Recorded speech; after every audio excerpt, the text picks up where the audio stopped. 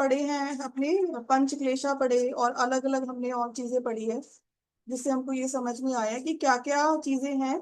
यही जैसे हम जो बात कर रहे हैं कि हमारे अंदर के ब्लॉक्स क्या हो सकते हैं, तो इफ वी रीड अगेन काम, क्रोध, लोभ, मोह, मद मत्सर्य जो आज हम पढ़ेंगे, उसके अलावा हमने जो पंच क्लेश पढ़े हैं, यही सब तो हमारे ब्लॉक्स है, which does not allow the ज्ञान और the cosmic consciousness to flow through us।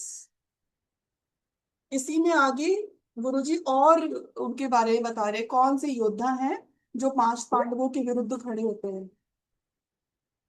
Verse number 9, अन्ये च बहवः शूरा मदर्थे त्यक्त जीविताः नाना शस्त्र प्रहरणाः सर्वे युद्ध विशारदाः, and numerous other warriors, all well trained for battle and armed with various weapons, are here present, ready for my sake to lay down their lives। तो वो जो दुर्योधन है वो द्रोण को बता रहे हैं कि यहाँ पे और भी वॉरियर्स हैं जो मेरे लिए अपनी जिंदगी को दांव पे लगाने के लिए तैयार हैं। Diverse warriors of temptation and prowess, well skilled in psychological and spiritual warfare against good and armed with the various sense lures, are abiding in the kingdom of the body, all prepared to expend their entire vitality in fighting for me। तो it is like जैसे हम लोग क्या बोलते हैं कि जैसे onion होती है ना, अनियन अनियन के आप लेयर बाय लेयर निकालते रहो, तो निकालते रहो, आती रहती है। इसी तरह के हमारे अंदर की वृत्ति विकार है। तो आप देखो जो हमारी आर्मी है, जो पॉजिटिविटी की आर्मी, वो तो छोटी सी है, खत्म भी हो गया पढ़ के। लेकिन जो कौरवास की आर्मी है उसके कितने सारे योद्धा हैं। तो ऐसे ही हम जब जीवन में अपने अंदर के कौरवास को खत्म करने लगते हैं, तो हमको ये रियलाइज होता है अरे ये खत्म किया तो ये आ गया, ये खत्म किया तो ये आ गया। सो ये पढ़ के you will be aware that it is the part of life, there is nothing wrong happening with me. The massive Kuru army has been rallied from the 100 offspring of Dhritarashtra, and the well-skilled Kaurava allies with their prowess to obstruct and destroy, the principal one of which have been just enumerated by Duryodhana। Here then is introduced a specialized grouping of the Kaurava forces. Lest the reader feel perplexed at yet another list, he should rather let his thought processes merge with those of the rishis, ancient and modern, who realized that yoga is a science demanding exactitude in definition. Like the scientist who correlates interacting and related forces and principles in the attempt to define them, the rishis compartmentalize those principles that interrelate to produce a specific effect. As each is a part of the whole, there are inevitable overlappings and shades of difference in meanings according to the specific concept under consideration। मतलब ये जो गुरुजी कह रहे हैं कि जैसे different different चीजें होती है वो एक दूसरे की फंक्शनिंग में हेल्प करती है, तो ऐसे जैसे साइंटिस्ट देखते हैं कि कौन सी चीज किसकी फंक्शनिंग में हेल्प करती है, ऐसे ही जो एक ऋषि होता है वो ये देखते हैं कि कौन सा अपने अंदर का वृत्ति विकार या कौन सा प्रोग्राम है जो दूसरे प्रोग्राम को फ्यूल करता है। ठीक है। When the ego or I consciousness has sided with the materialistic forces of creation, it is said to have six faults। तो जैसे ही ईगो ने मैटर से अपने आप को आइडेंटिफाई किया, उसके अंदर 6 फॉल्ट्स आ जाते हैं। वो क्या है? काम, क्रोध, लोभ, मोह, मद, मत्सर्य। That is lust, anger, greed, delusion, pride, and envy। Only when man has conquered these does he acquire knowledge of his true soul nature। These enemies give further insight as to the nature of some of the Kurus already mentioned, and also introduce other of the warriors who play significant role in the battle of Kurukshetra as analogy, analogized in the Mahabharata, warriors not specifically mentioned in the Gita but alluded to in discussion of the qualities they represent। For example, in chapter 14, verse 7 to 24, in the definition of the demonic or the holy egotistical being, we find a general correspondence with the 6 faults of the ego। मतलब जो ये बताए गए हैं वो महाभारत में जो और लोग रहे हैं उनसे भी इनका कनेक्शन जोड़ के बताया गया है. Not only from the complete Gita it has been taken. Within man's weakness, therefore, there hides the stamp of ego. Since ego loves matter and narrow form, all the different phases of the consciousness that are trained by it receive its narrow formal selfish quality. So first of all, इसको षड रिपु बोलते हैं. षड मतलब six होता है, रिपु मतलब होता है enemy. हमारे सिक्स एनिमीज, ठीक है. वो सिक्स एनिमीज आते कैसे हैं? जैसे ही हमारे अंदर अहंकार की उत्पत्ति होती है. अहंकार की उत्पत्ति मतलब sense of me, who am I. if I consider I am this body, then I want to preserve this body. To preserve this body, when I think of doing things for myself, so I will operate with the six faults within me. काम, क्रोध, लोभ, मोह, मद, मत्सर्य अपने आप से आ जाते हैं. ज्योतिष में इसको हम बोलते हैं प्रारब्ध. मतलब जो हमारा प्रारब्ध है, जो हमारा यहाँ प्रारब्ध कर्म हम लेकर आए हैं, वो किनसे बनता है? मेजरली हम अपने सारे अच्छे कर्म बुरे कर्म तो कर रहे हैं, लेकिन प्रारब्ध में क्या आता है? जैसे फॉर एग्जाम्पल, अगर किसी व्यक्ति को बहुत ज्यादा मोह है किसी चीज से, अटैचमेंट है किसी फैमिली से, अपनी फैमिली है उससे बहुत अटैचमेंट है, या फैमिली के लिए कुछ क्रिएट किया, जमीन जायदाद क्रिएट करी, या फिर जो पोते पड़पोते होते हैं उनसे अटैचमेंट हो जाता है. तो वो अटैचमेंट क्या करता है? वो अटैचमेंट हमें उसी फैमिली में लेके आता है वापस. हम कहते हैं हमारे पूर्वज आ जाते हैं. तो प्रारब्ध क्या हो गया? प्रारब्ध वो जो मैं बदल नहीं सकती, और जितना मैं काम, क्रोध, लोभ, मोह, मद, मत्सर्य से चलूंगी, उतने मैं अपने फ्यूचर के लिए वो कंडीशंस क्रिएट कर रही हूँ जो आज के षड रिपु पे डिपेंडेंट होगा और वो अनचेंजेबल होगा. ठीक है. जैसे मैंने आपको मोह का बताया, अगर मैं क्रोध का बोलूं, तो अगर आप किसी के अंदर बहुत क्रोध है, तो क्रोध में आके आपने किसी को कुछ बोल दिया, आपने किसी का दिल दुखा दिया. हम लोग तो इतना ही कर सकते हैं बस क्रोध में आके. लेकिन कोई इंसान किसी का खून भी कर सकता है, कर देते हैं लोग, राइट. किसी को टक्कर भी मार सकता है, कुछ भी कर सकता है क्रोध में आके, किसी को धोखा दे सकता है, किसी के खिलाफ कुछ षड्यंत्र रच सकता है, राइट. तो मतलब क्या हुआ? आपने अपने क्रोध में आके जो भी आज कार्य कर दिया, आपने फिक्स्ड कर दिया अपने लिए कि इसका रिपरकशन आपके इस जन्म के फ्यूचर में या फ्यूचर लाइफ में आएगा ही. अंडरस्टूड. तो इसी तरह से जितने भी हमारे ये जो छह षड रिपु हैं, ये ऐसी परिस्थितियां क्रिएट करते हैं जो हमारे लिए एक fixed kind of, in a particular quantum they fix a result for us, right.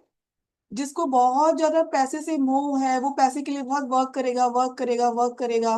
तो अगले जन्म में वो ऐसा हो सकता है वो किसी ऐसी रिच फैमिली में पैदा हो जिसमें उसको पैसे के लिए काम ना करना पड़े. वो भी प्रारब्ध है, right? So prarabdha can be good and bad also, but you have to keep in mind that whenever I am operating with these scheduled pools, I am already creating another cycle for myself to be born again, be it good or bad. तो पहला पढ़ते हैं काम, that is lust.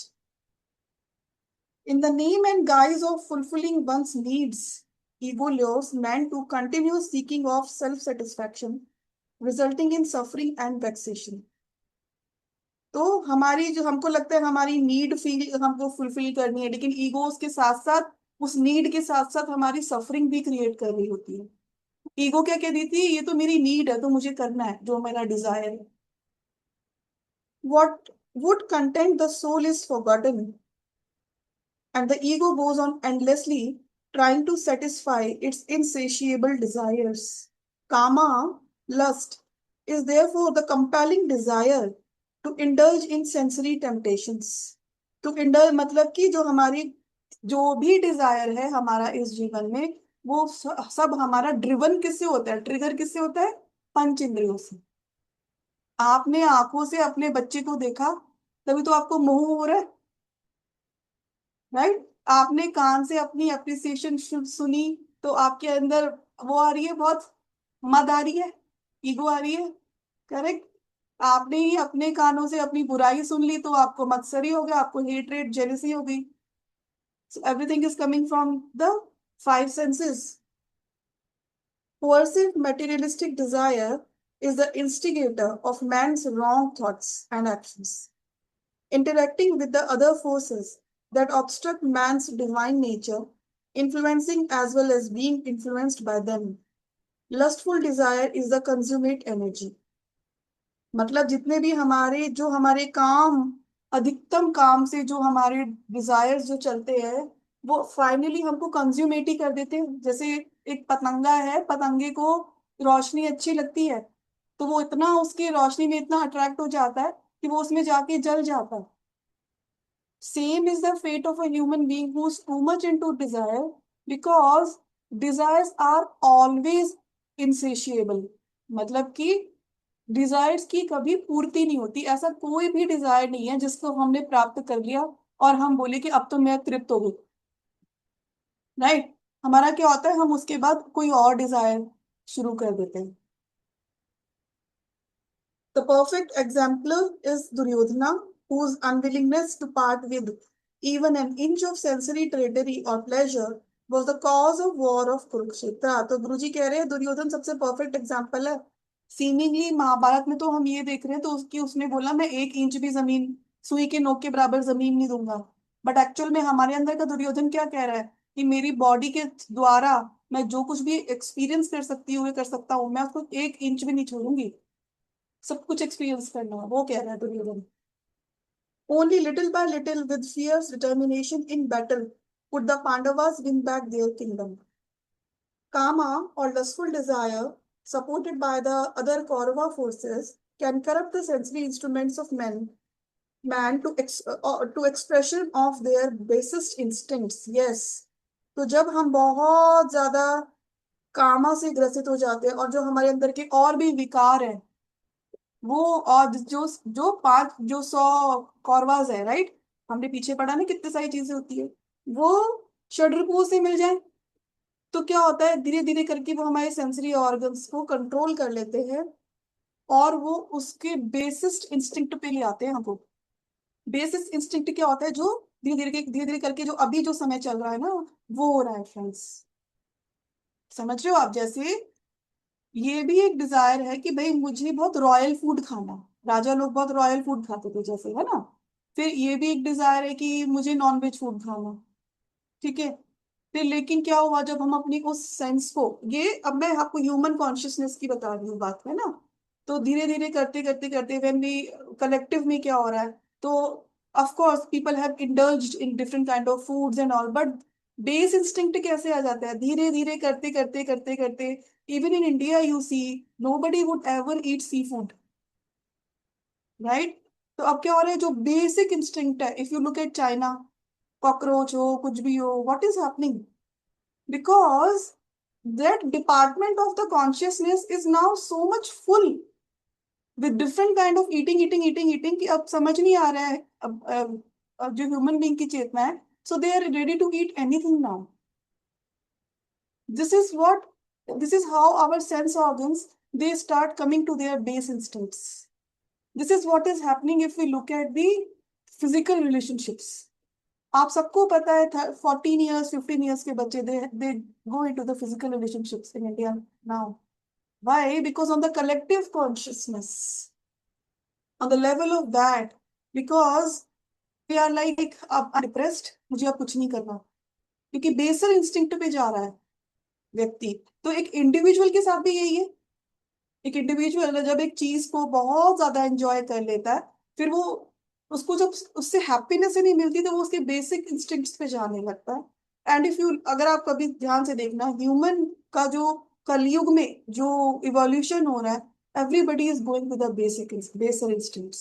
that is what for people to stay into the marriages also, because they are becoming so individualistic। why? Because their all needs, they have money, they have home, their physical needs are being satiated through the other people, so they don't need anybody। and what is shrinking? What is it that shrinks when our sense organs, our five senses takes us over? What is it that shrinks, friends? Our heart chakra, right? So apart from love, people are after everything these days, correct?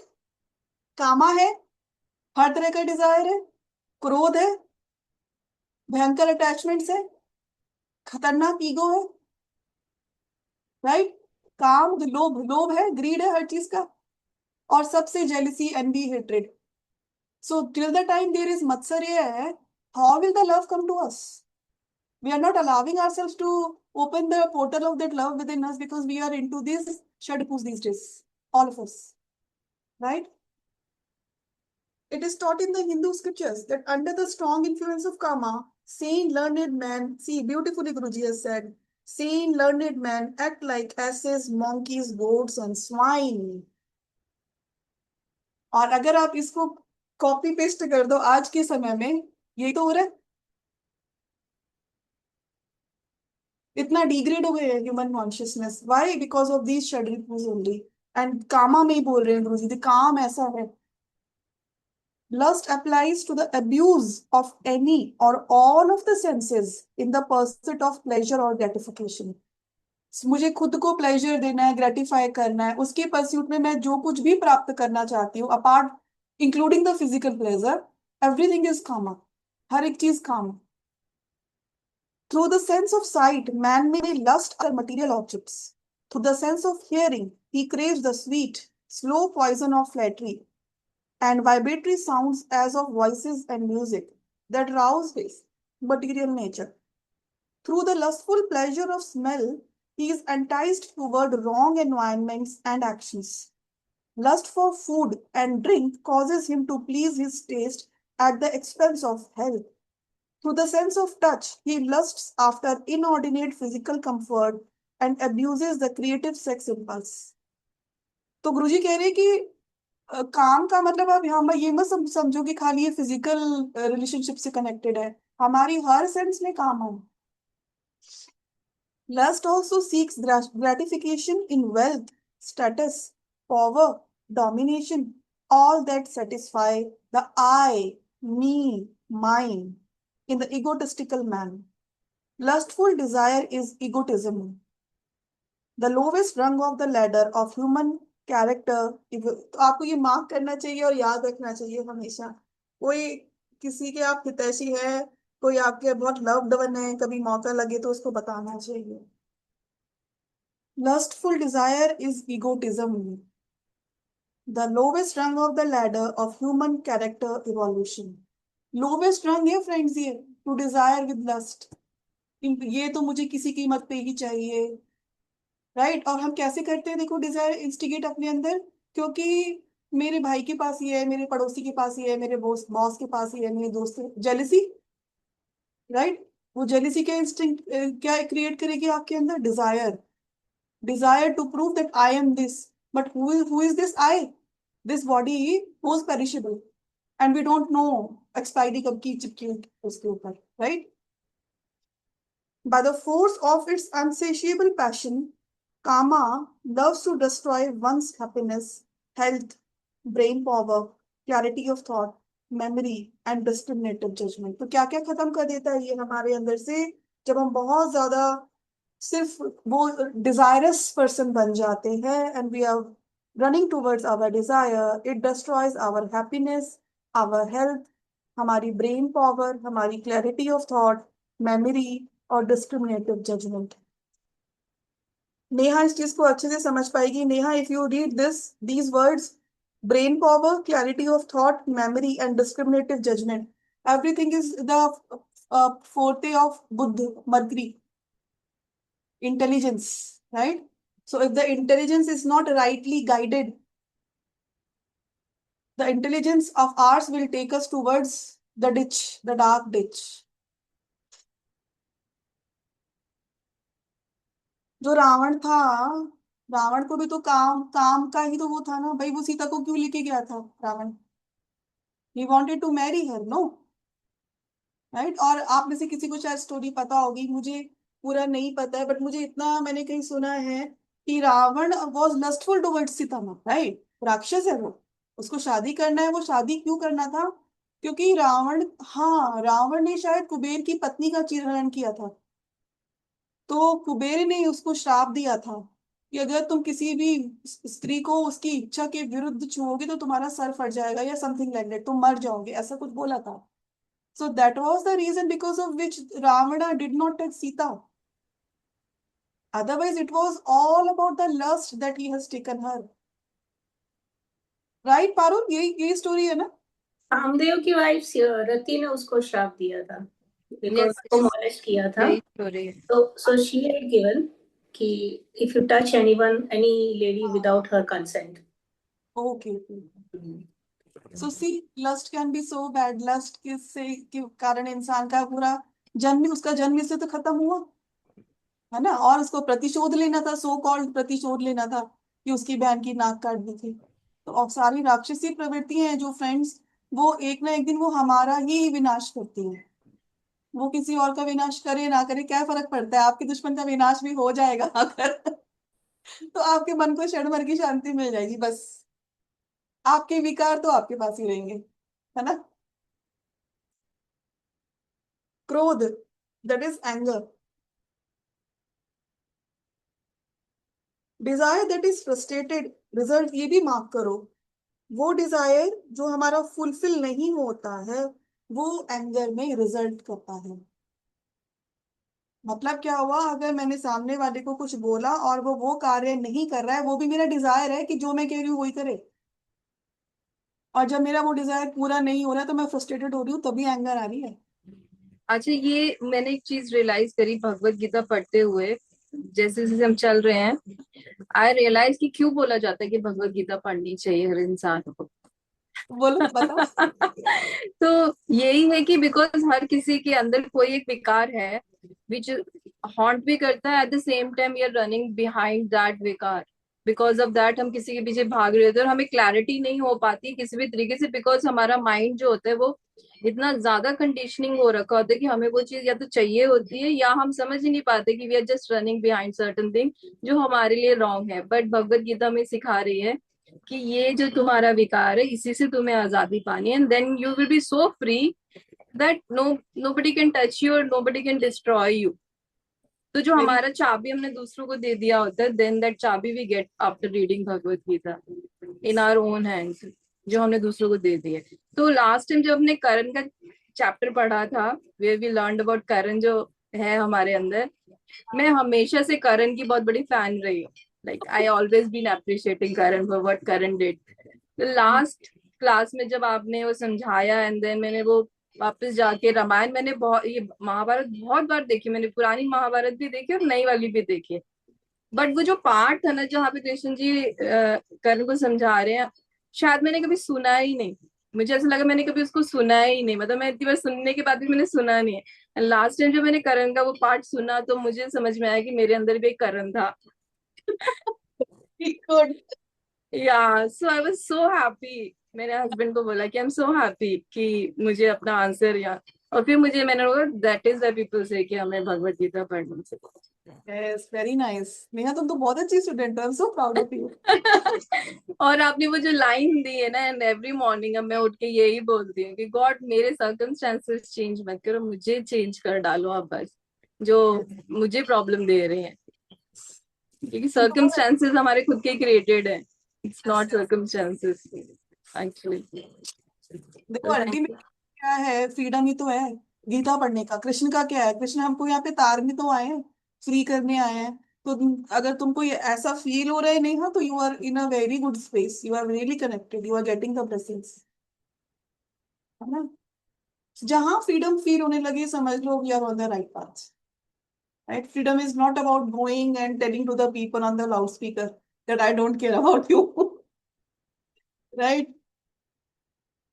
Freedom is that you don't bother what people think about you or what has happened, because you are in the present, you are very happy and contented.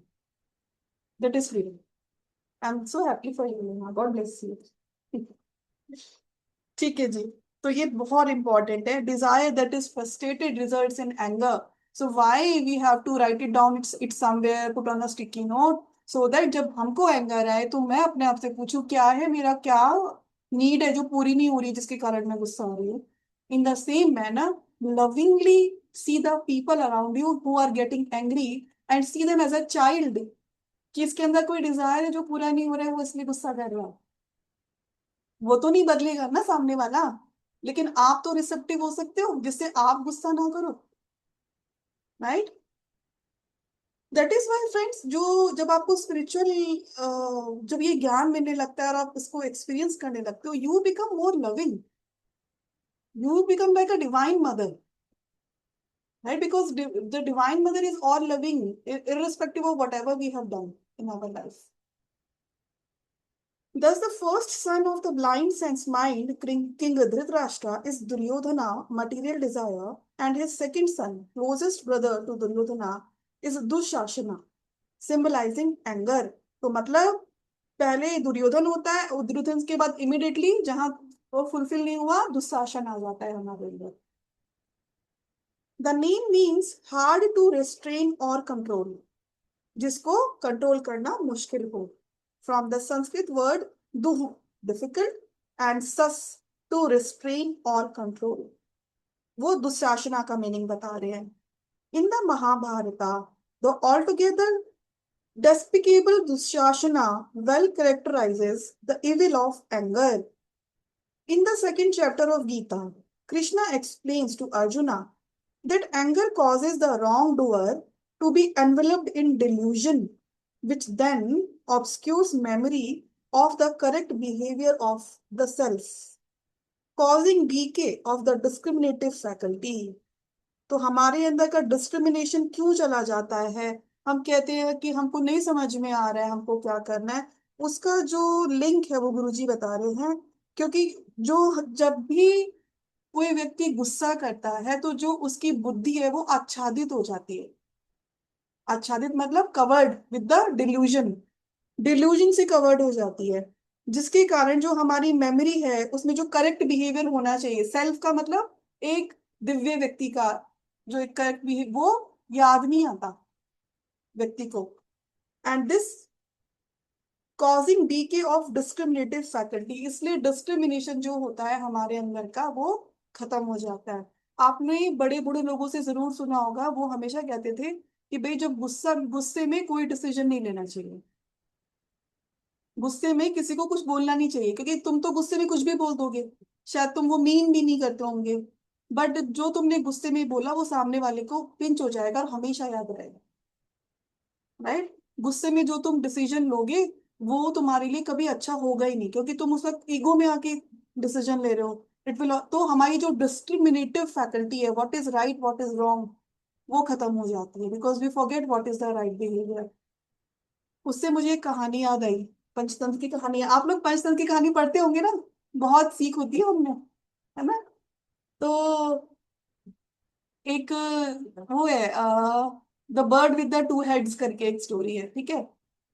तो उसमें क्या होता है, एक चिड़िया होती है बड़ी सुंदर सी, बट उसके दो सर होते हैं, बट बहुत मैग्निफिसेंट थी, बहुत अच्छे से उड़ सकती थी. तो एक बार वो चिड़िया उड़ रही होती है, तो उसमें से एक सर होता है, एक सर को ना बड़ा सुंदर सा फ्रूट दिखता है, बहुत बढ़िया. तो उसको लगता है कि मुझे ये फ्रूट खाना है. तो सर तो एक है पर बॉडी पूरी एक है, कोई भी खाएगा तो स्टमक में तो एक ही जाएगा, एक ही स्टमक है. तो वो उड़ता है और वो फ्रूट खाने लगता है. तो जो दूसरा सर है वो कहता है कि मुझे भी खाने दो. तो वो कहते हैं नहीं नहीं, ये इतना टेस्टी फ्रूट है, ये तो मैं अकेला ही खाऊंगा. तो भाई स्वाद तो दोनों अलग अलग लेंगे, बट जो भूख लगी है, भूख तो दोनों के साथ में सेशिएट होगी. बट जो दूसरा हेड है उसको बड़ा गुस्सा आता है कि ये कितना ग्रीडी है, ये मुझे खाने नहीं दे रहा है. तो वो उसको मन में रखता है. फिर वो आगे जाते हैं, कुछ समय के बाद फिर से उसको भूख लगती है, पक्षी को. तो अब जो दूसरा सर होता है जिसने नहीं खाया था, उसको एक फ्रूट दिखता है, बहुत से तरह तरह के फ्रूट लगे थे. तो वो कहता है मुझे यहाँ जाना है, मुझे ये खाना है. तो जो दूसरा सर होता है वो उसको बोलता है कि नहीं, ये फ्रूट्स मत खाओ, ये पॉइजनस है, हम मर जाएंगे अगर हमने ये खा लिया. तो वो तो, लेकिन वो रिवेंज में था, गुस्से में था कि तूने मुझे पहले तो खाने नहीं दिया. तो वो कहते हैं नहीं, मैं तो यही फ्रूट खाऊंगा. तो वो दूसरा सर शांत हो जाता है कि ये तो मानेगा नहीं अब. और वो जो सर होता है वो सारे पॉइजनस फ्रूट्स खा लेता है. थोड़ी देर में वो मर जाता है पक्षी, तो दोनों सर भी मर गए. तो what is the moral of the story? That गुस्से में आके हम जो भी डिसीजन लेते हैं वो हमारा ही नाश करता है. Right? So he was not happy because the other person is greedy और वॉट एवर. वो तो मरा ही मरा, दूसरा सर तो मरा ही मरा, बट उसके उसको सबक सिखाने के लिए वो खुद भी मर गए. This is what happens to a person who is into anger और एनी ऑफ द षड रिपु. whenever we are into a lot of desire, then also it happens to us, right? That we will do anything and we will not think that the action which I am doing is right or wrong. From this confusion of intelligence, annihilation of right behavior follows. तो हमेशा याद रखो friends, discrimination नहीं है तो उस वक्त मैं सही स्टेट ऑफ माइंड में हुई नहीं. Anger demonstrates its peace destroying, reason blinding, health impairing behavior in many forms. कैसे? Impatience, violence, irritation, inner seething, jealousy, resentment, malicious anger, passionate anger, childish and superficial anger. तो anger के कारण क्या क्या चीजें आ जाती है? इम्पेशंस आ जाती है, व्यक्ति वायलेंट हो सकता है, इरिटेटेड हो सकता है. सीथिंग एंगर बहुत लोग के अंदर होती है. People who are jealous, they have a seething anger. They are always seething with anger inside. Jealousy, resentment, malicious anger. Malicious anger when we think of doing something wrong to the person. Ki later on I will see. That is malicious anger. Passionate anger, when out of passion we want to do something wrong to the person. Childish and superficial anger. Lucifer anger, satanic in violence and meanness. Paroxysms of anger arising from little or no external stimulation, caused by a chronic habit of anger and deep-rooted anger from past life bad karma. Even if anger is supposedly justified, so-called righteous anger, it must never take the place of calm, discriminative judgment and action.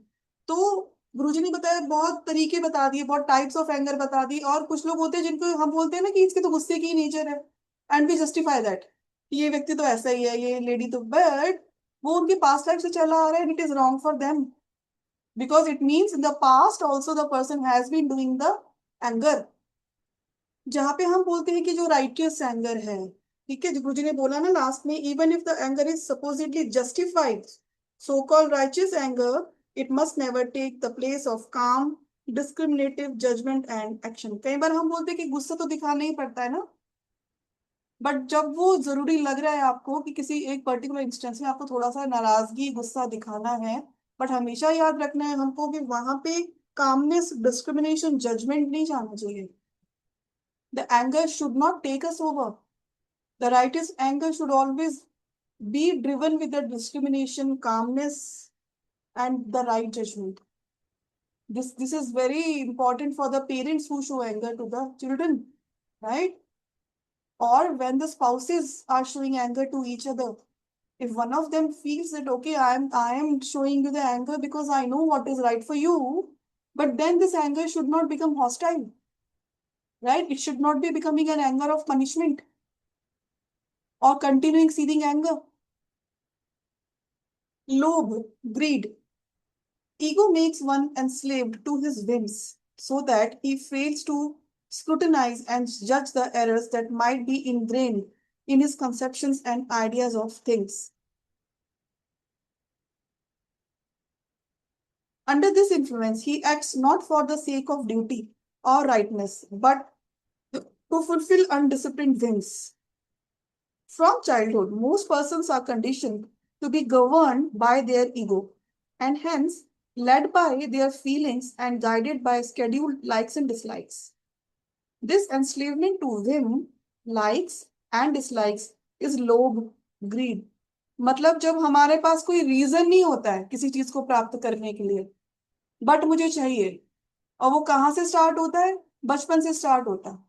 बचपन में अगर किसी बच्चे का खिलौना देखा, अब उससे चाहे खेलना है नहीं खेलना है, चाहे 5 दिन बाद तोड़ देंगे, लेकिन वो खिलौना चाहिए, जिद करते और दिला देते हैं अगर पेरेंट्स, तो क्या हो गया?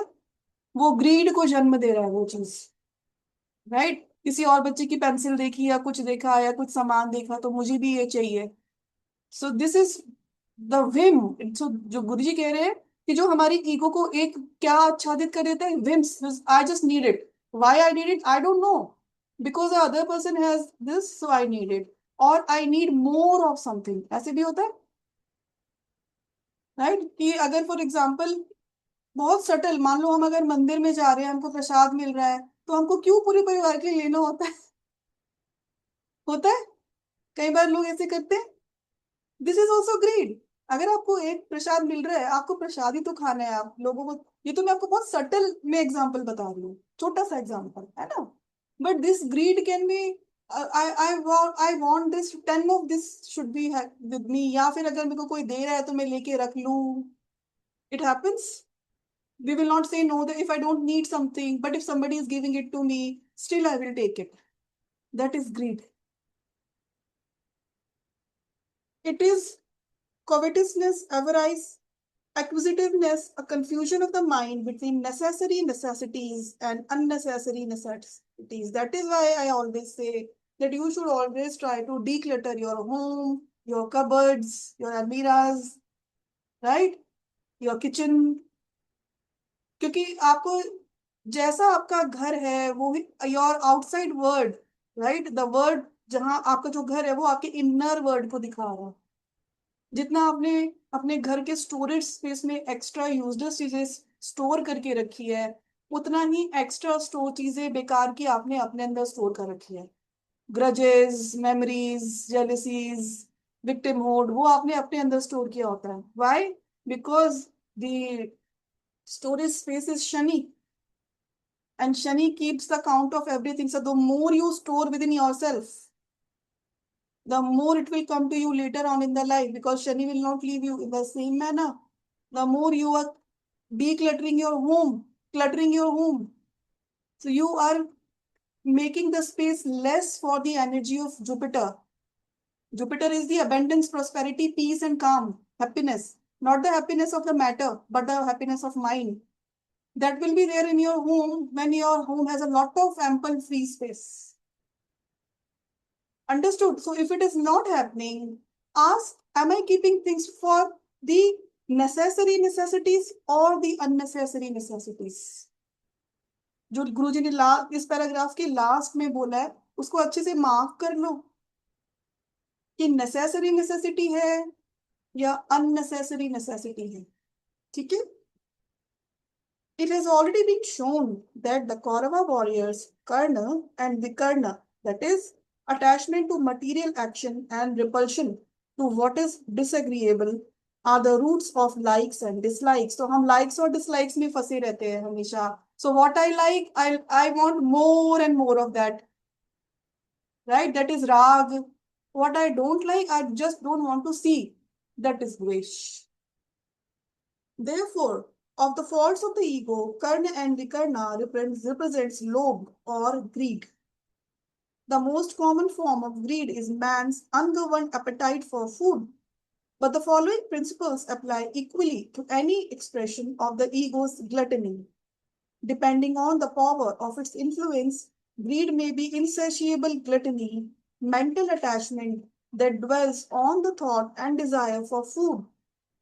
Even when the body has been well fed, powerful greed that is unquenchable until health is ruined, as in overeating and wrong eating, fully knowing the consequences of doing so. Lakshmi ji, ये हमारा गीता का class हो रहा है आज। Oh, okay. Rama, message. I thought, oh, okay. Gita.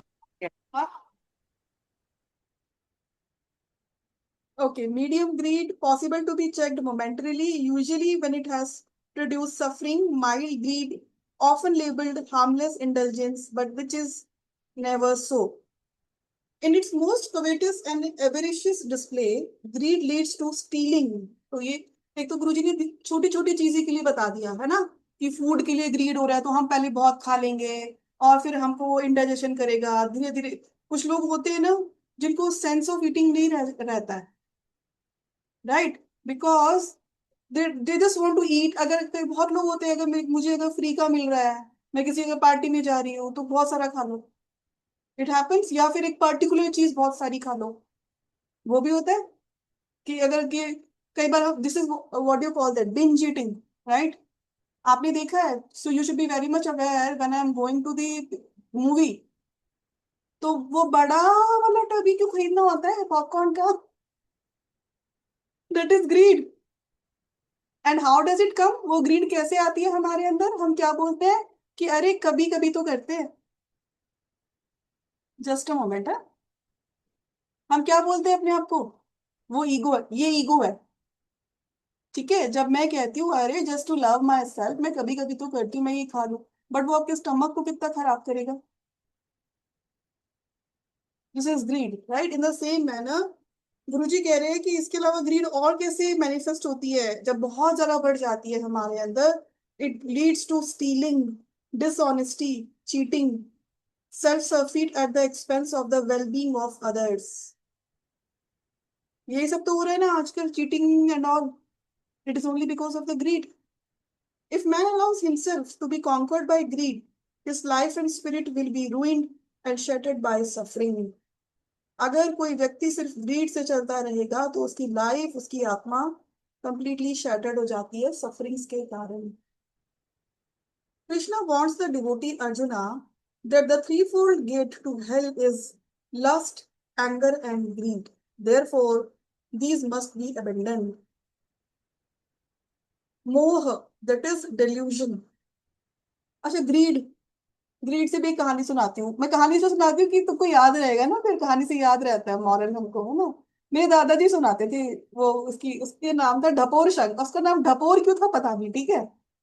एक आदमी था, उसको एक बार एक सन्यासी मिलते हैं, वो उसको उनको एक शंख देते हैं, कहते हैं ये ना ढपोर शंख है। तो वो बोलता है ये शंख क्या करेगा, वो बहुत गरीब आदमी था। वो कहते थे कि ये शंख ना बहुत वो है, डिवाइन है और ये अभिमंत्रित है, तुम इसे जो मांगोगी ना ये तुमको देगा, ठीक है, लेकिन तुम किसी को बताना मत। कहते बहुत बढ़िया, थैंक यू। फिर वो बोलते हैं कि लेकिन एक एक और कंडीशन है इसमें। बोलते हैं क्या? कि तुम जो भी मांगोगे तुमको उसका, तुम्हारे जो पड़ोसी होंगे उसको उसका डबल मिलेगा। तो उस वक्त वो गरीब था, तो वो सोचता है ठीक है कोई बात नहीं, मेरे पड़ोसी को भी मिले, क्या फर्क पड़ता है।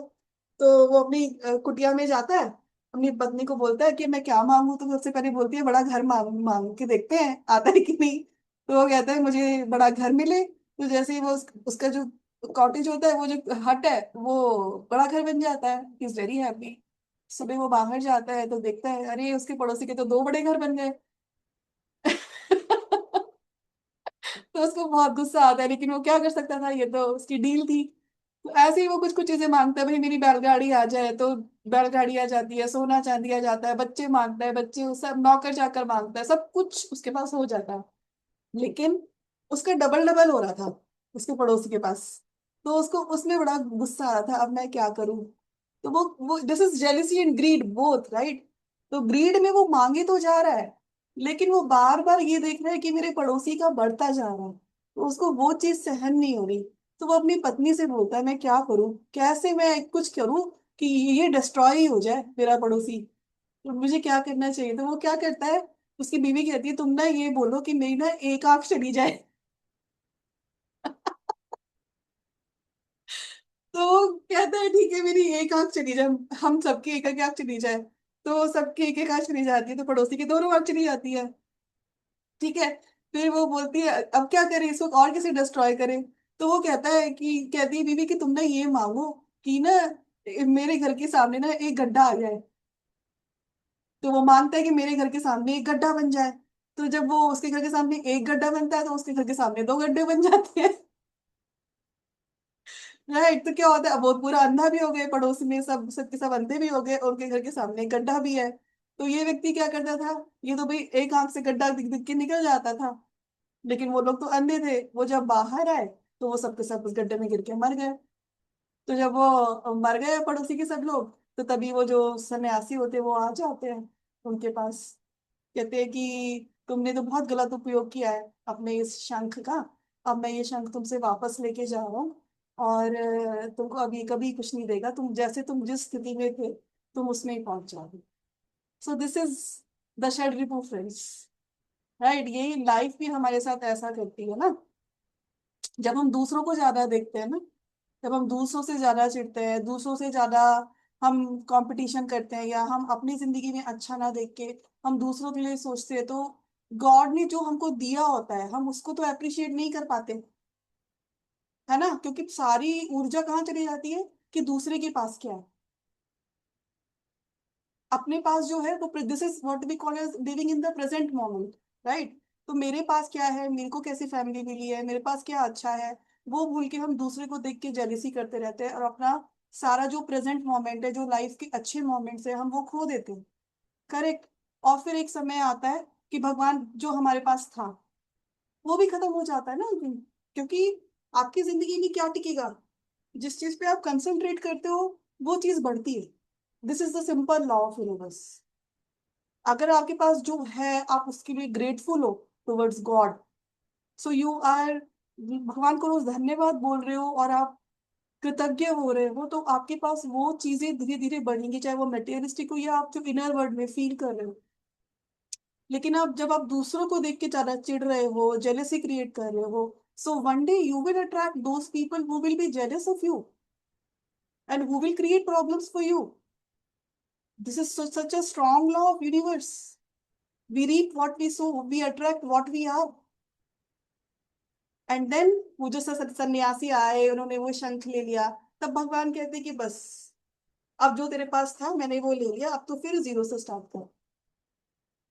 ठीक है। So this is how greed and jealousy can work on us. Okay जी। फिर आता है मोह, delusion. This fault of the ego suppresses the evolution and manifestation of the soul. Ego is the pseudo soul or the consciousness under the influence of delusion. तो चेतना जो delusion में आ गई है, जो माया के जो व्हील है माया का उसमें जो फंस गई है, right? That is ego. That is the ego is the pseudo soul or the consciousness under the influence of delusion. The soul and the ego are like light and darkness, respectively, unable to live together. Ego and soul both are subjectively conscious entities, but ego is born and conditioned. The soul is immortal and unconditional. तो जब जब तक हम ego से चल रहे हैं तो हम किस चीज से? So if I have always the sense of me, अहंकार जिसको मैं बोल रही हूँ, ठीक है, मैं, मेरा, मेरे लोग, मेरा सामान, मेरा फेम, जब हम मैं करते हैं, ठीक है, तब I am actually not operating from my soul. So I am operating from the pseudo soul. So ego becomes the pseudo soul, right? And what is this pseudo soul? Which is जो delusion से आच्छादित है, माया से आच्छादित है, एक ऐसी सत्ता जो अपने आप को मानती है कि मैं आत्मा हूं, मैं ही सब कुछ हूं, लेकिन वो सत्ता एक्चुअली में माया से ग्रसित है, माया की आंखों से देख रही है. तो गुरुजी बोलते हैं कि सोल और ईगो कैसे है? Soul is light, ego is darkness. And that is why जब भी, या तो अंधकार हो सकता है या रोशनी हो सकती है ना, दोनों चीज एक साथ नहीं हो सकती. तो जैसे जैसे जैसे हमारे अंदर ज्ञान आता रहता है, वैसे वैसे अपने आप से ये जो ईगो है, ये जो अंधकार है, वो जाता रहता है. अगर हम अलाउ नहीं करेंगे लाइट को, तो हम सिर्फ इस darkness that is called ego, हम इससे जीते रहेंगे. सो ईगो कैसे बॉर्न होती है? Ego is born and conditioned. Conditioning है. अगर ईगो, कंडीशनिंग क्यों है ईगो की? क्योंकि सबकी ईगो डिफरेंट है. हम सबकी सेंस ऑफ मी की जो डेफिनेशन है वो अलग है ना, सबके नाम अलग है, सबकी फैमिलीज अलग है, जेंडर अलग है, सब कुछ. इट इज कंडीशनड बाय माया. बट जब हम, आप ये देखो कि अगर हमको इस जीवन में सेल्फ रियलाइजेशन मिल जाए, तो जो वो सेंस ऑफ आई होगी, वो लाइट होगी, सबके लिए सेम होगी कि नहीं?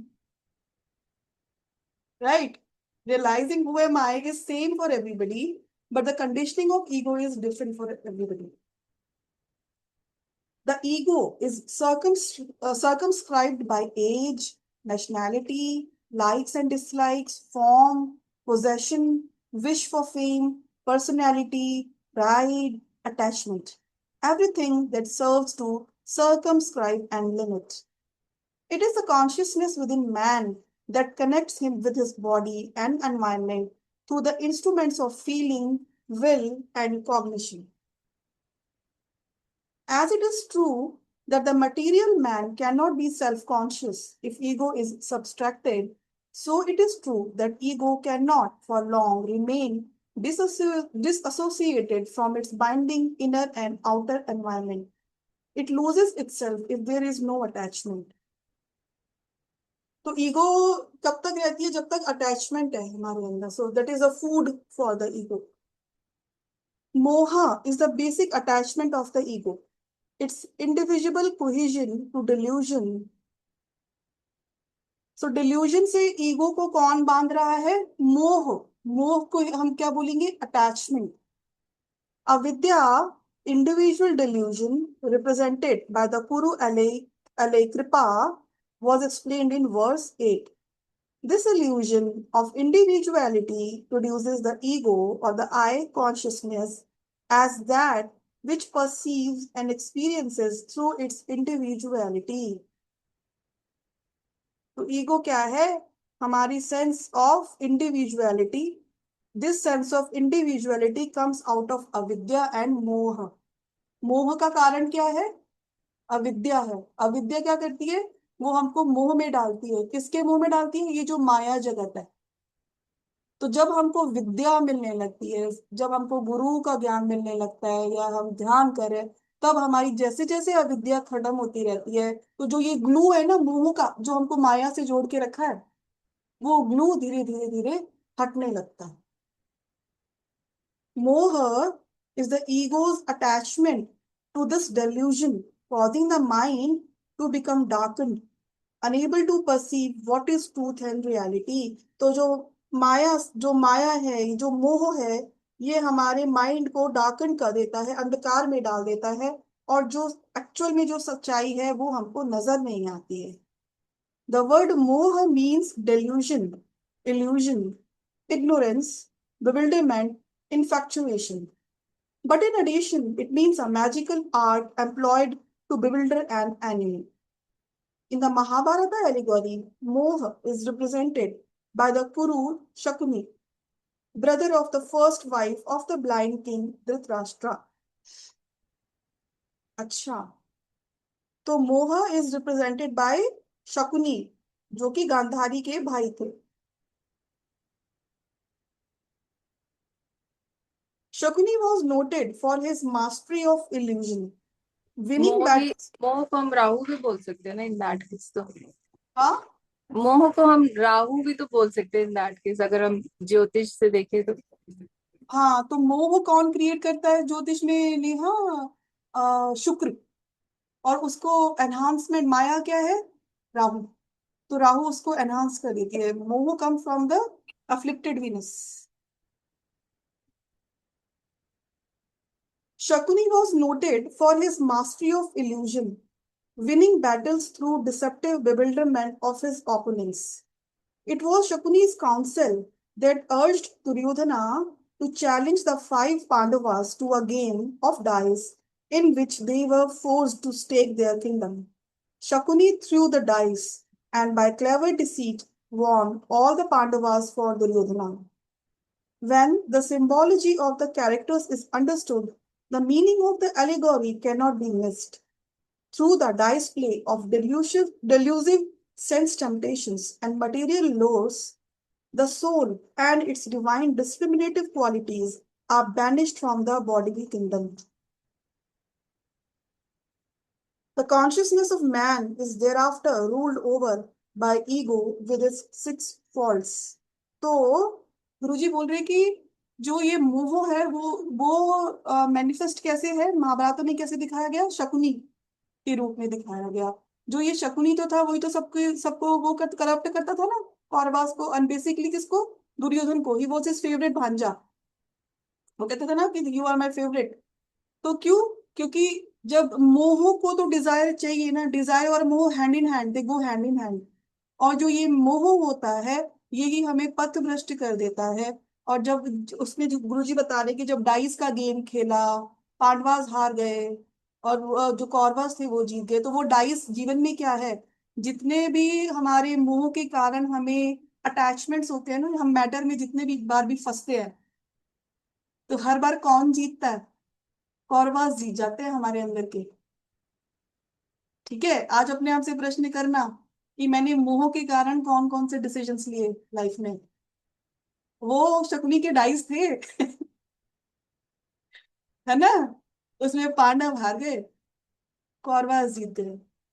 क्योंकि जब मोह इतना स्ट्रांग होता है, या क्रोध इतना स्ट्रांग होता है कि ये हमारी डिस्क्रिमिनेटिव एबिलिटी को खत्म कर देता है। उस वक्त हम उस चीज को जस्टिफाई करते हैं, पता है, राइट? जब हम मोह में होते हैं, ग्रीड में होते हैं, तो हम जस्टिफाई कर लेते हैं ना हर चीज, हर तरीके से, कि ये तो ऐसे ही होना चाहिए, ये तो ऐसे ही है, मैं ये नहीं, वॉट एवर वी से। क्यों? क्योंकि जब भी हमारे षड्रिपु हमें ओवरकम करने की कोशिश करते हैं, हमारी डिस्क्रिमिनेटिव एबिलिटीज खत्म हो जाती है फ्रेंड्स, बुद्धि, राइट? तो या तो लाइट रहेगी या डार्क रहेगा, मतलब क्या है, या तो मोह रहेगा या ज्ञान रहेगा हमारे अंदर, राइट? या तो बुद्धि रहेगी या अंधकार रहेगा, या तो विद्या रहेगी या अविद्या रहेगी। या तो मोह रहेगा, मतलब कि जितना भी मैटर से अटैचमेंट है वो रहेगा, और जब तक वो रहेगा तब तक गुरु नहीं आएंगे। गुरु की, अगर आप बृहस्पति देव को देखो, आप लोग फोटो देखना है या उनके बारे में कभी पढ़ना, तो जो बृहस्पति देव है वो बहुत सिंपल है, ठीक है? उनको उनको कौन पसंद आते हैं बृहस्पति देव को? बृहस्पति देव को वो पसंद आते हैं जो गुरु की बात मानते हैं, प्रश्न नहीं करते हैं, जो माया से परे जाते हैं, जो सिर्फ गुरु के बताए हुए मार्ग पे चलते हैं। और गुरु का मार्ग कौन सा? जो मुझे ज्ञान की ओर लेके जाए।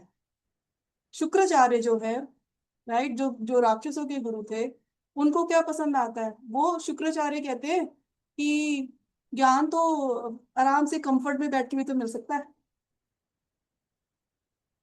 right? So you should ask yourself, if because the energy which will create that inner clarity in you, that natural detachment in you, the energy which will create an inner peace which is without any reason, that never, none of the material happiness can give it to you. वो सिर्फ Jupiter की energy देगी आपको, मतलब गुरु तत्व, wisdom. तो गुरु तत्व तब आएगा जब वो मैटर से अटैचमेंट खत्म हो जाएगा। आप समझियो ना, लाइट एंड डार्क है ना, ईगो है या फिर सोल है, सूडो सोल है या सोल है, दोनों चीज एक साथ एग्जिस्ट करेंगी ही नहीं।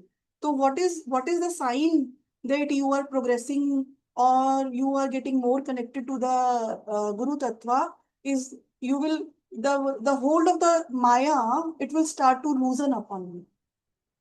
Nobody is asking you to leave your whatever possessions you have, no. But what you have to leave, Komal? Possessions तो नहीं छोड़ने हैं, उनसे क्या छोड़ना है?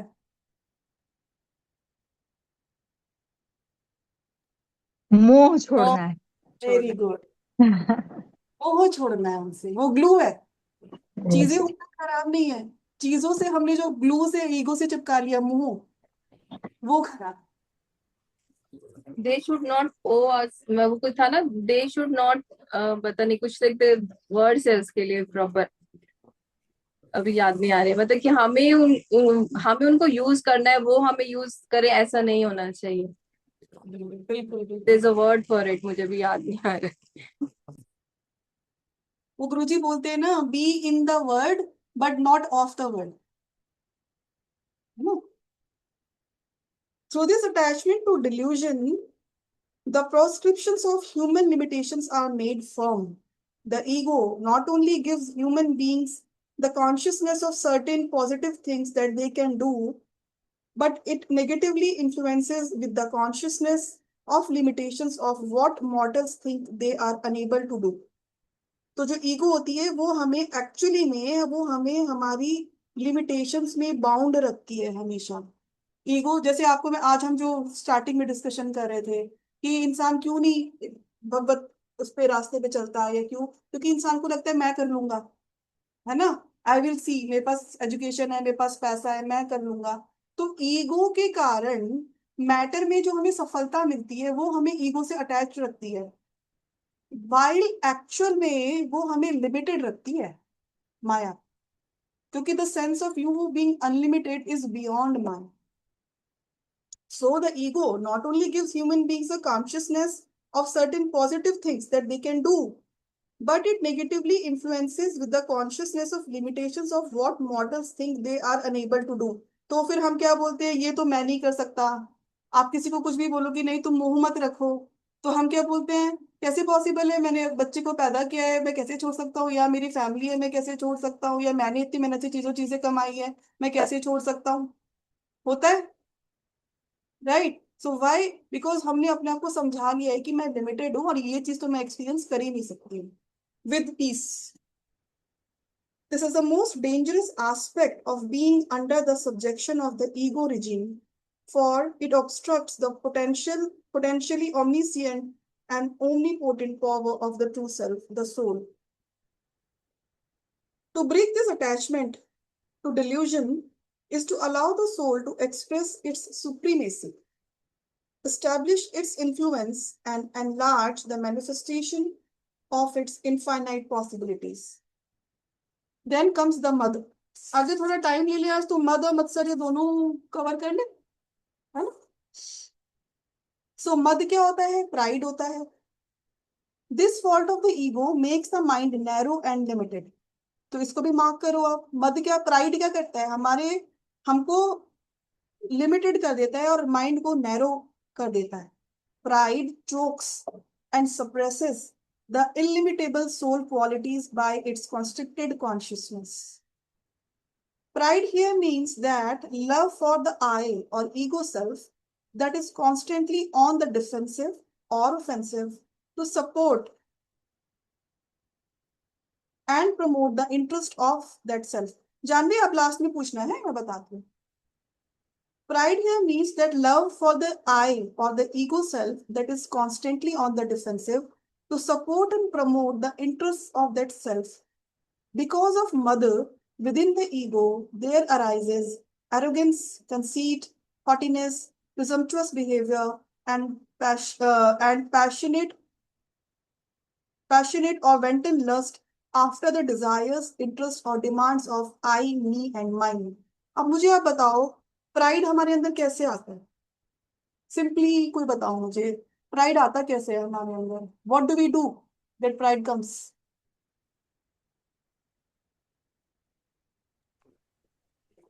जब हमें लगता है कि हम दूसरों से बेहतर हैं। ईगो हमको प्राइड देता है।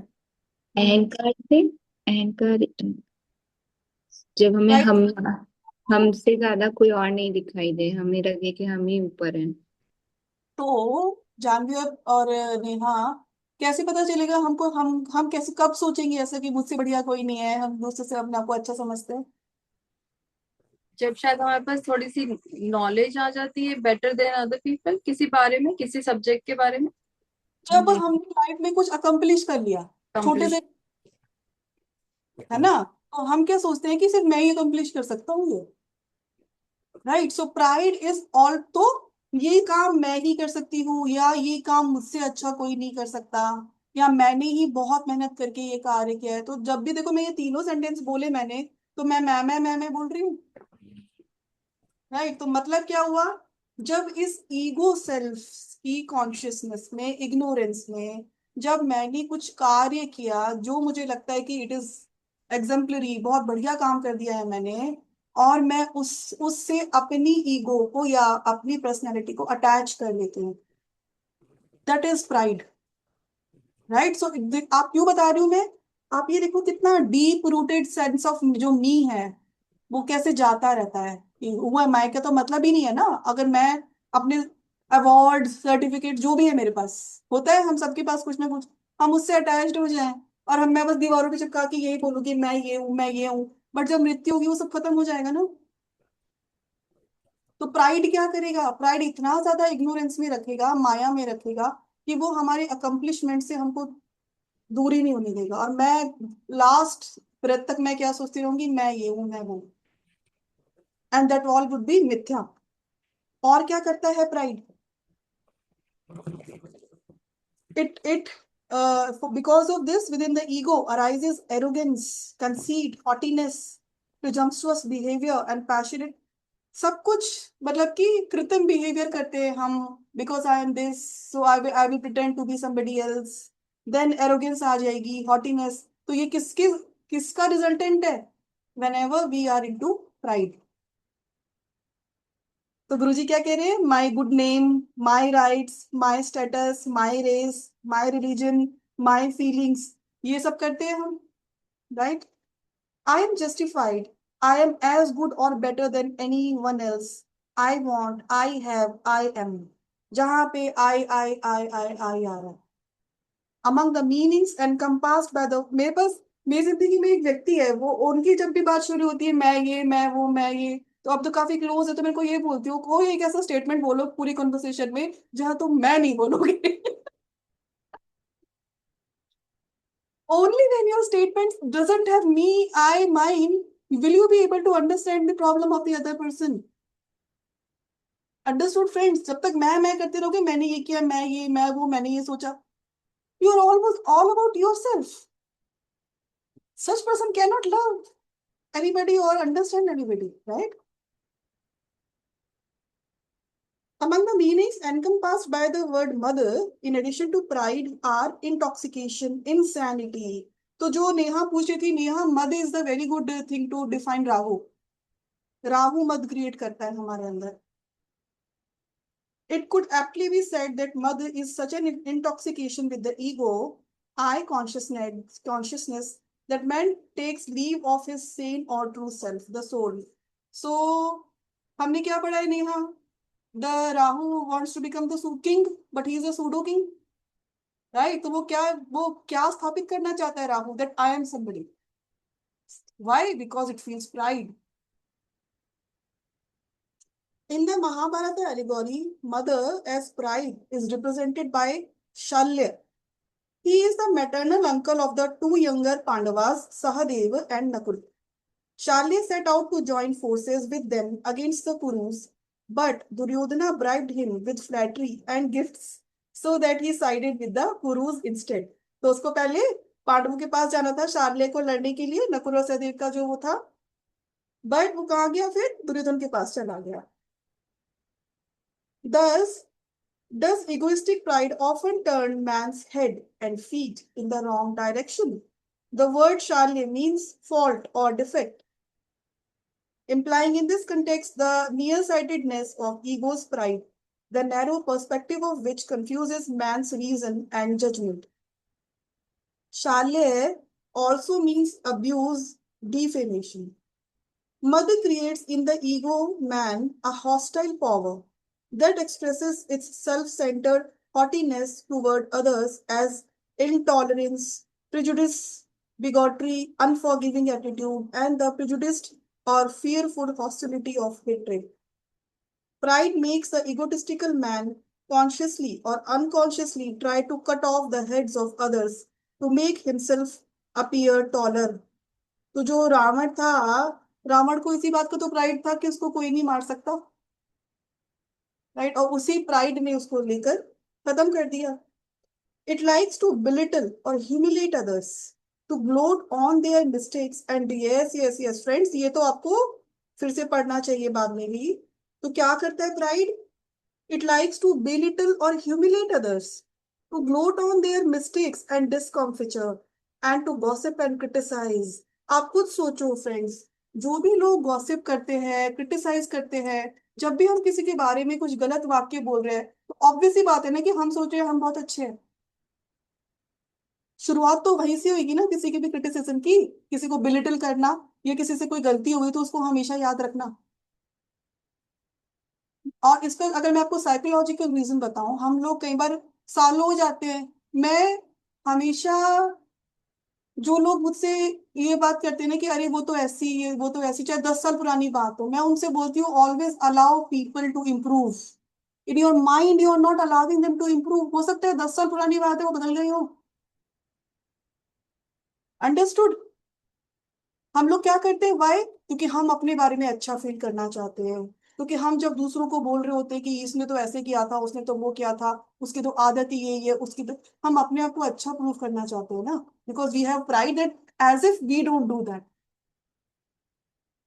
तो जो प्राइड होता है वो आपको कभी दूसरे के अंदर अच्छा नहीं देखने देगा, आप उसको उसी चश्मे से देखते रहोगे। तो any time when you are criticising somebody, you are belittling somebody, आप उसके फॉल्ट्स ही उसको याद दिला रहे हो। ऑलवेज रिमेंबर, ये षड्रिपु बहुत खतरनाक है फ्रेंड्स, मैंने आपको बताया ना, ये प्रारब्ध है।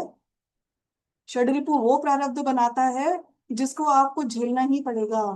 अगर आज आप किसी को बिलिटल करोगे, अगर आज आप किसी के फॉल्ट्स गिनाते रहोगे, अगर आप आज ये मानते हो कि किसी के अंदर अच्छा बनने की क्षमता नहीं है, एक समय ऐसा आएगा आप अपने आप को बदलने की कोशिश करोगे, आपके खुद के जो कॉर्वास है ना वो आपको छोड़ेंगे नहीं, क्योंकि आप दूसरे के लिए रियलिटी क्रिएट कर रहे हो, right?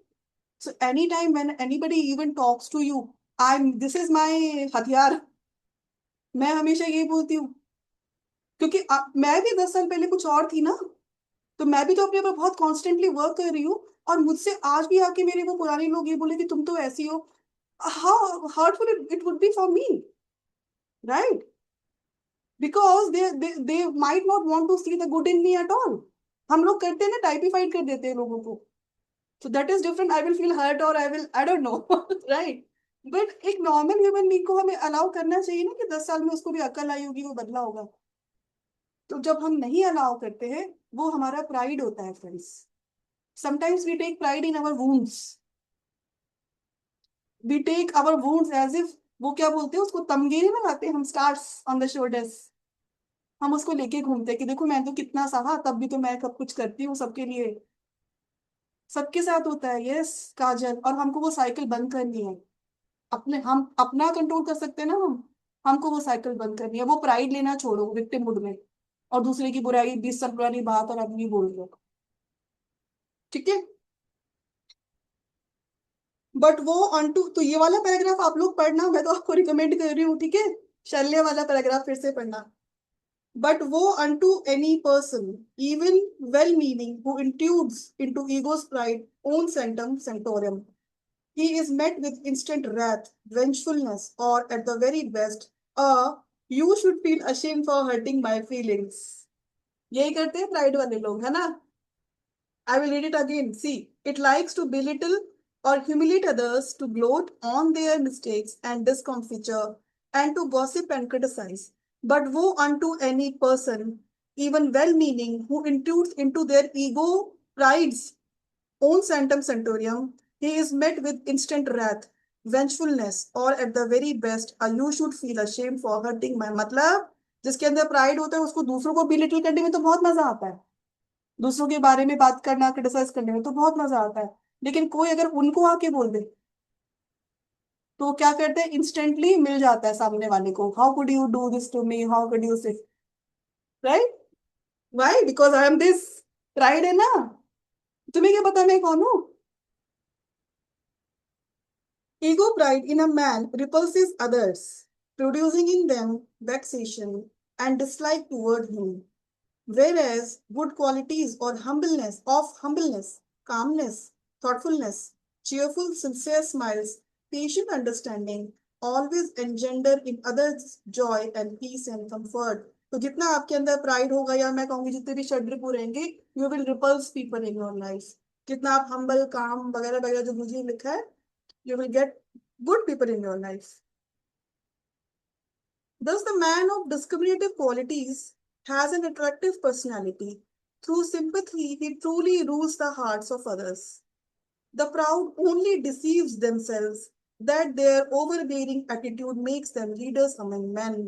The proud only deceive themselves that their overbearing attitude makes them leaders among men. So, जो proud है उनको लगता है that they are being, you know, they are the leaders. Even a very spiritual man may fall from a great height because of pride in his attainments. Such is the nature of mud, that the ego esteems itself not only for the good it has in actuality attained, but also for qualities that it falsely imagines it possesses. तो ego खाली ये थोड़ा करती है कि मैंने क्या किया मैं उसके लिए प्राइड फील करूंगी, जो मुझे लगता है कि मेरे अंदर अच्छा है मैं उसके लिए भी प्राइड फील करूंगी, तो उससे भी बचना, ये माया है खतरनाक।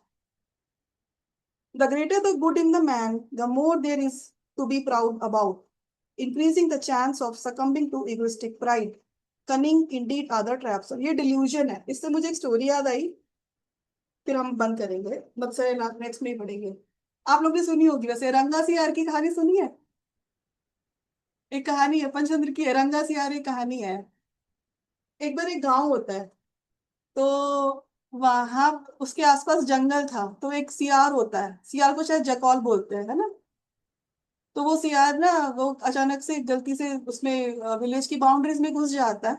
और वो किसके घर जाता है, वो व्यक्ति जो कपड़ों की रंगाई करता था। तो गलती से वो एक टब के अंदर गिर गया, उसमें नीले रंग का रंग था। तो जब वो सियार वापस गया तो सब लोग देख, सारे जो जानवर थे वो देख के आश्चर्यचकित हो गए कि ये कौन है, ये कौन सा जानवर है, ये दिखता तो सियार जैसा है, नहीं नहीं लेकिन ये सियार तो नहीं है, ये तो नीले रंग का है। तो वो समझ जाता है कि अरे ये तो मुझसे डर रहे हैं। तो वो शेर के पास भी जाता है, शेर भी कहता है आप कौन हो, कहाँ से आए हो। तो वो सब इल्यूजन क्रिएट करता है सियार, कहता है कि मैं वहां से आया हूँ, मैं बहुत खतरनाक हूँ, हमारे इतने लोग हैं, ये वो, तो सब उसके सामने नतमस्तक होते हैं। तो उसको वहां का राजा बना देता है। सियार के पास सब कुछ आ रहा है, सब उसकी पूजा कर रहे हैं, खाने पीने की कोई टेंशन नहीं है, सब बढ़िया निकल गया। फिर आ गया सीजन बरसातों का। तो जब बरसात हुई तो सबके सब सोचने लगे कहाँ जाए कहाँ जाए। तो ऐसे सब भटक रहे थे, तो इतने में जो रंगा सियार था वो गीला हो गया। और उसका नीला रंग सारा उतरने लगा। तो जैसे जैसे जैसे उसका रंग उतरने लगा, उसकी सच्चाई सामने आने लगी। सब लोग ने देखा कि अरे ये तो सियार था, है ना। और ये तो हमें बेवकूफ बना दो, सबने उसको खूब मिलके पीटा। सारे जानवरों ने। तो फॉल्स ईगो ये होती है फ्रेंड्स, जब हम फॉल्स ईगो में होते हैं, या फर्स्ट ऑफ ऑल हो सकता है ऑफ कोर्स हमने कुछ अकम्प्लिश किया और लाइफ में, यस, राइट। बट इसलिए हमें सरेंडर सिखाया जाता है, that give everything to God in gurus. If even if I am able to achieve something, it is because of God in guru, right. वो सिखाया जाता है हमको। या फिर और क्या होता है, मद में हम अपने आप को इतना बढ़िया समझने लगते हैं कि जो क्वालिटीज हमें, मैं तो बहुत बढ़िया हूँ, बाकी भाई मैं क्रिटिसाइज क्यों करूंगी किसी को। मैं क्रिटिसाइज ही किसी को तब करूंगी ना जब मैं ये सोचूंगी कि मैं तो बहुत बढ़िया हूँ। या फिर उस क्षणों के लिए, उन क्षणों के लिए मैंने अपने फॉल्ट्स के लिए आंखें मूंद ली हैं। और मोस्ट ऑफ अस, हम लोग हमेशा अपने फॉल्ट्स के लिए आंखें मूंद के रखते हैं, अपने षड्रिपों को हम नहीं देखते। लेकिन हम जब जब हम दूसरों के षड्रिपों को देखते हैं तो हम बहुत जल्दी पॉइंट आउट कर देते हैं। करेक्ट। तो ये भी मद है हमारे अंदर। मद हमें इल्यूजन में, डिल्यूजन में रखता है हमेशा। So we don't have to become the रंगा सियार, है ना। हमको तो जैसा भगवान ने बनाया है वो फाइंड आउट करना है। तो सारी सारी लेयर्स हटाते जाना है। आपको जैसे मैंने बताया अनियन है ना, तो अनियन की तो एक एक जो लेयर हटेगी, तो इट इज लाइक, जब हम अनियन की लेयर हटाते रहेंगे हटाते रहेंगे हटाते रहेंगे, लास्ट में कुछ नहीं बचेगा ना। तो जैसे जैसे हम अपनी लेयर्स लेयर्स लेयर्स हटाते जाएंगे, in the end we will realise that I am nothing. ठीक है। हाँ जानवी, क्या पूछ रहे थे। इतना रोना आता है ऑनियन से कि लास्ट में कुछ दिखता ही नहीं है। मतलब मैं लिटरली चाकू से कट कर रही हूँ तो मुझे कुछ नहीं दिख रहा है। तो चाकू भी मेरा इतना ब्लंट होता है ना कि नहीं तो मैं काट लूंगी खुद को। ही सही है सब में। Thank you. ये ईगो और इल्यूजन कहीं ना कहीं एक है ना, ईगो से ही तो हम इल्यूजन को क्रिएट कर रहे हैं, मतलब ईगो है तभी तो हम इल्यूजन को बना रहे हैं। इल्यूजन के माया के कारण ईगो है। जैसे ये भगवान ने जो जगत बनाया, ये माया से बनाया, माया रचित है ना। तो जो ये माया है ये हमें एक सूडो सेल्फ की सेंस देती है, जो कि बचपन से स्टार्ट होती है। तो ईगो को खत्म करने के लिए जानवी इल्यूजन को खत्म करना पड़ेगा। इस मैं को अगर हम ईगो, इल्यूजन, जो ये माया है भगवान की, ये तो कभी खत्म नहीं होगी। तो इल्यूजन, एक ईगो हटाने के लिए इल्यूजन कैसे खत्म होगा, जैसे जैसे जैसे हमारे अंदर नॉलेज आती रहेगी, what is right, what is wrong, what is true, what is false, ठीक है ना। तो जैसे हम, जितना तुम क्रिया योगा करती रहोगी, गुरु जी के लेसन सुनोगी, सॉन्ग जो भी कर रही हो अपनी जगत में, जितना जितना वो तुम्हारे अंदर सीप इन करने लगेगा, तो तुम्हारा इल्यूजन खत्म होगा। जैसे जैसे, क्योंकि वो इल्यूजन पूरी जगत के लिए तो है। ये एक इल्यूजन है कि तुम जानवी हो, तुम्हारे बच्चे हैं, इल्यूजन है ना। तो उन लोग में तो वो रहेगा कि भाई ये मेरी मम्मी है, ये मेरी पत्नी है, वगैरह वगैरह। बट तुम उस इल्यूजन से दूर आती रहोगी, तुम शिवोहम शिवोहम में आती रहोगी, तो वो ईगो भी डाइल्यूट हो जाएगी। अटैचमेंट मतलब आप डिटैच होंगे लेकिन आप जुड़े हो लेकिन आप डिटैच हो, ऐसा कुछ मतलब हो। जैसे बड़ा मोह है, मोह क्या है? वो ग्लू है जो हमें माया से अटैच रखती है। मोह क्यों है? क्योंकि तुम पहले तो तुमको खुद को ही इस स्थिति में लेके आना है कि हम तो यही सोचते, हम क्यों मोह करते हैं? क्योंकि हमको ये लगता है कि ये तो जिंदगी हमेशा चलती रहेगी। But the fact is you are also limited in for the limited time period in this body, right? So जब पहले हमें मोह स्वयं से खत्म करना है ना, अपने, और जो तुमने अपनी पर्सनैलिटी बनाई है, जो भी तुम करते हो, है ना, कि हम क्या बोलते हैं, if I ask you just randomly, somebody ask you what Jahnavi, hi how are you, what do you do, तो तुम क्या बोलोगी? I am this, I do this, मैं ये करती हूँ, मैं जो भी करती हूँ, तुम काम ये बोलोगी ना। तो पहले तो अपने आप से ये हटाना है ना, वो बताना है। बट उससे अटैचमेंट नहीं रखना कि अगर जानवी परसों से योगा सिखाना छोड़ देगी तो उसका मतलब ये नहीं है कि जानवी खत्म हो गई, है ना। तो जितना अपने आप से डिटैच्ड होती रहोगी, उतना इजी होता है दूसरों से डिटैच्ड होना। कि पहले जितना पहले ये शरीर यात्रा इसी से आपको शरीर के मोह से, मतलब वही जो ना हमें स्थूल वाले से हटना है, देन आप फिर आगे बढ़ो। बहुत सटल है कि तुमको किस किस चीज से मोह है। Ask yourself what is it that define my personality, right? All of us have a different way of carrying ourselves, right? All of us have a different way of looking at people. So we should ask ourselves where I am right, where I am wrong. अगर मैंने ये बना के रख लिया है कि मैं तो, मेरी पर्सनैलिटी तो ऐसे ही है, जैसे आजकल क्या हो गया है इंडिया में, मैं देखती हूँ ऑल द फीमेल्स से कि साड़ी क्यों पहननी है, I am not like this, क्योंकि उन्होंने एक इमेज बना ली है। तो मैं क्या पहनती हूँ? मैं सिर्फ शॉर्ट्स पहनती हूँ या ये पहनती हूँ, whatever they are wearing. So it is getting glued to your own personality, forget about the body. So if I am wearing this particular kind of clothes, this defines me. People say this, no, कि this defines me. So if you are defined, what you are defining at that time? You are defining this body, how you carry this body in this world. So it means you are too much attached to the body,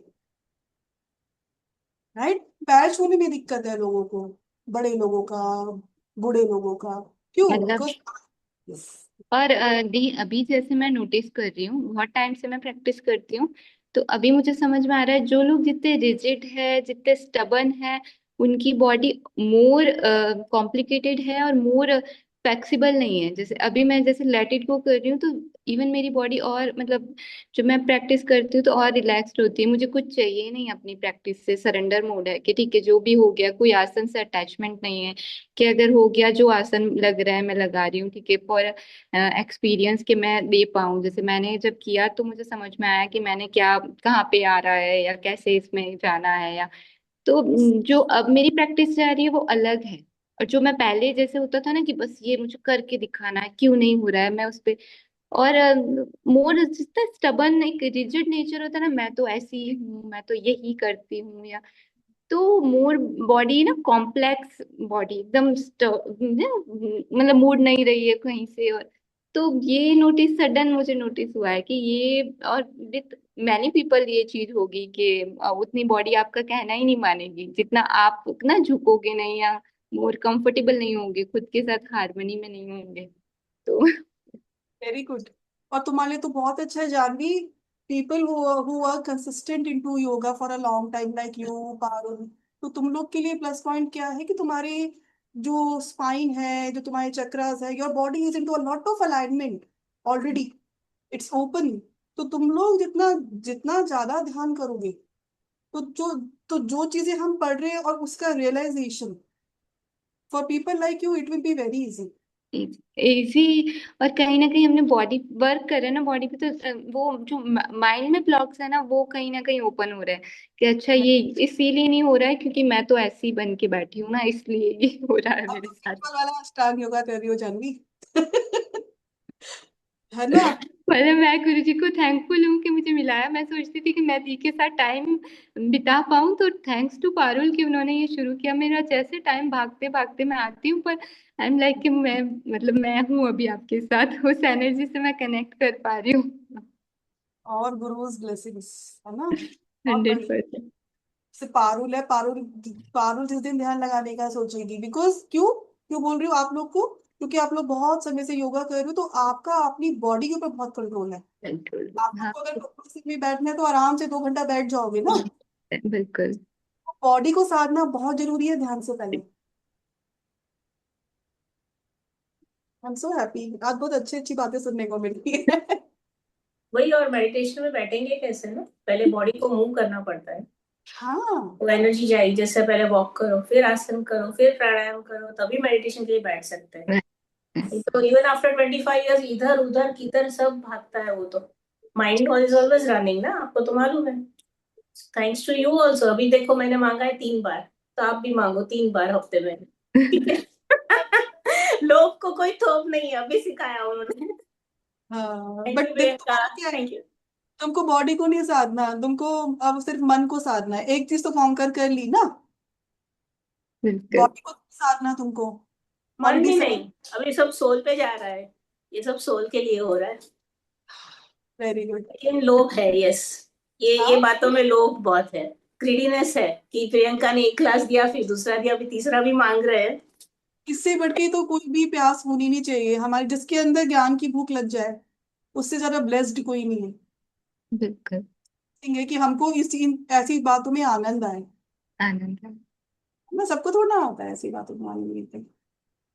पर वही journey है दी, ये शायद कोई पीछे है, आप आगे हैं, हम चढ़ रहे हैं, मतलब सबकी जर्नी है। जब तक जैसे सोल को देखेंगे हम, एज ए पर्सन नहीं देखूं मैं किसी को, सोल देखूं, तो मुझे लगता है कि कोई नीचे पे खड़ा है, कोई ऊपर, लेकिन उसको आना तो वही है।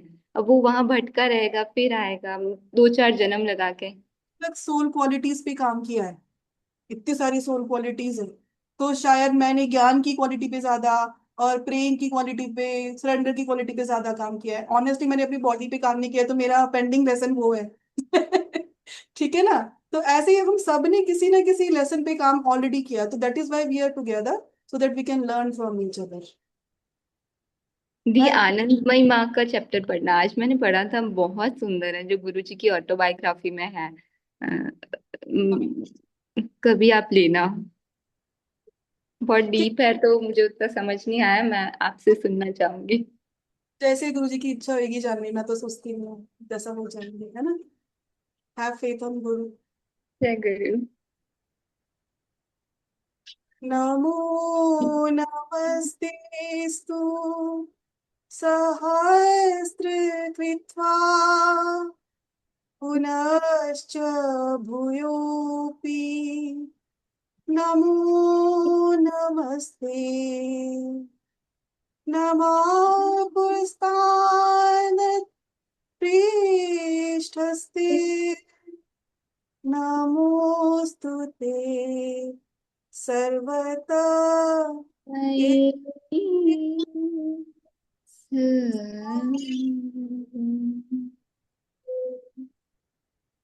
ओम शांति शांति। Thank you everyone for the wonderful receptivity. Thank you, namaste Priyanka जी। जय गुरु। Thank you. Thank you so much, Priyanka. Thank you, everybody. जी, चलो फ्राइडे को मिलते हैं।